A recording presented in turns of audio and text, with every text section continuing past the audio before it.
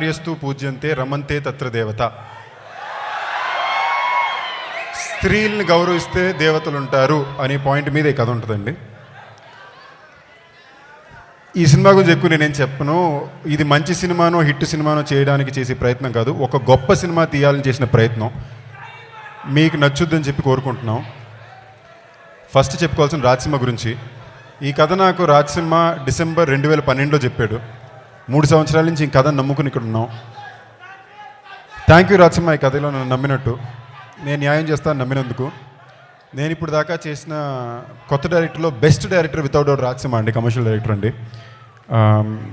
మామూలు కష్టపడలేదండి. ఒక వ్యక్తి, ఒక డైరెక్టర్ ఒక సినిమాకి ఎంత కష్టపడతాడా అనేది నేను రాజసింహలోనే చూశాను.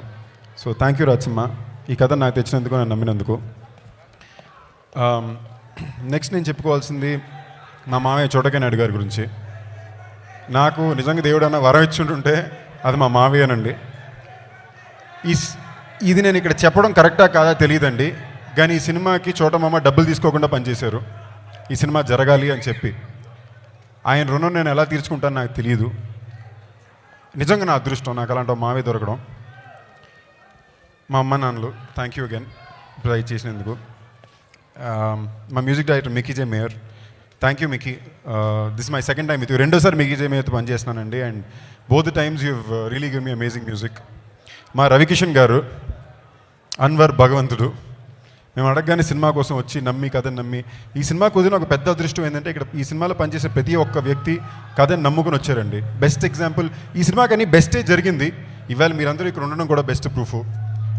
థ్యాంక్ యూ ఆల్ అండి. మా ప్రొడ్యూసర్ అంజిరెడ్డి గారు, థ్యాంక్ యూ అంజిరెడ్డి గారు, పూర్తిగా మమ్మల్ని నమ్మి ఈ సినిమాకి సపోర్ట్ చేసినందుకు. మా డైరెక్షన్ డిపార్ట్మెంట్, మా ప్రొడక్షన్ డిపార్ట్మెంట్.